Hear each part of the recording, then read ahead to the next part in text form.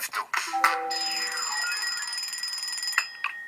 Notre lève-tôt ce matin s'appelle Chantal Saint-Gelais. Elle habite à Lavaltrie et elle travaille à mettre sur pied une maison pour jeunes décrocheurs dans la région de Saint-Jean-de-Matha. Chantal, bonjour. Bonjour, Marie-France. Je disais en présentation que vous travaillez à mettre sur pied une maison pour jeunes décrocheurs. C'est pas banal comme travail dans la vie. Travailler à construire, dans tous les sens du terme, une école. Alors racontez-moi ce que vous faites. Oui, c'est pas banal, le mot est tout à fait juste. Écoutez, je suis très contente de vous en parler ce matin parce que je suis tellement fière de participer à un tel projet. C'est innovateur. En fait, des maisons familiales rurales, il y en existe 500 en Europe. Oui, maison familiale rurale. Oui, les maisons familiales rurales. Alors, au Québec, il y en a 3 présentement. Nous, on va être la 4e, mais présentement, la maison, on est en train de recruter les jeunes. En fait, moi, je me promène partout dans la Naudière et en fait, on vise le Québec au complet là, parce que c'est possible là, pour tous les jeunes du Québec de participer à ce type de formation-là. Mais qu'est-ce que ça fait dans la vie d'une maison familiale rurale, Chantal?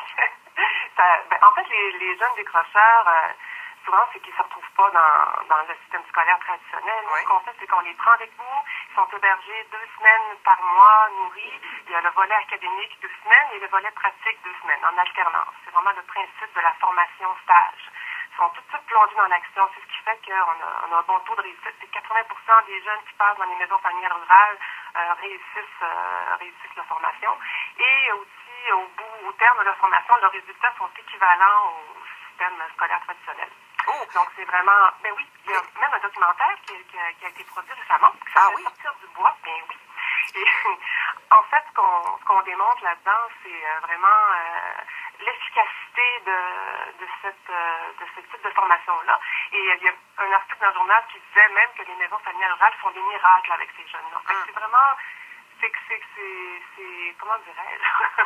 C'est assez poussant de voir qu'on est en train d'implanter ça au Québec, surtout dans le cadre de l'éducation aujourd'hui où c'est tellement rigide, où il y a beaucoup de place là, pour faire les choses d'une manière différente. Effectivement, alors, oui. Ben oui. Et ces jeunes-là, ils demeurent toute l'année dans cette maison-là? Toute leur année scolaire? Ben, ils font leur DEP et leur DES en même temps. C'est ça l'avantage. Alors, nous, on va offrir des DEP assistance à la personne à la résidence et assistance à la personne en établissement de santé à domicile. Et puis, c'est ça, et ils font les 2 diplômes en même temps et c'est vraiment axé sur formation, stage, héberger, milieu de vie. C'est de sortir de jeunes et de créer comme un niveau culturel, en fait, pour qu'ils découvrent des nouvelles compétences et qu'ils retournent chez eux après.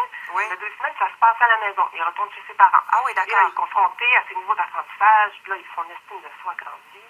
Et c'est là que les réussites entrent en ligne. Là. En effet. Et ça se passe vraiment, cette maison-là, vous allez l'établir à Saint-Zénon, donc dans la Naudière. Et c'est vraiment des jeunes qui viennent de la région?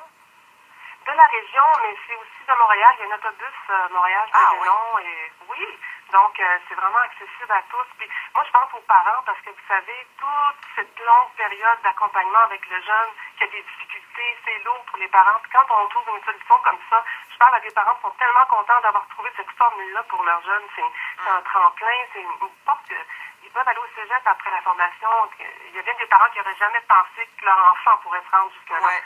C'est vraiment magnifique. Je vous sens très, très, très allumée par ce projet-là, par votre travail, Chantal Saint-Gelais. Je suis très chanceuse parce que cette semaine, je parle vraiment des gens au Club des lève-tôt qui font la différence dans la vie des gens. C'est ce que vous faites, vous, par votre travail. Oui. Ah, tout à fait. Et puis c'est ce qui fait que c'est un besoin pour moi de faire un travail qui fait du sens pour moi, en fait, que je peux... Oui, justement, c'est exactement ça, faire la différence. Oui, pour vous et pour les autres, effectivement. Chantal, c'était très stimulant de vous parler ce matin. Quand on entendra parler, donc, de ces maisons familiales rurales, on en saura un petit peu plus grâce à vous. Chantal, je vous souhaite une excellente journée et puis merci d'avoir été là ce matin. OK, bye. Au revoir. Chantal Saint-Gelais de Lavaltrie, qui était notre invitée au Club des lève-tôt ce matin.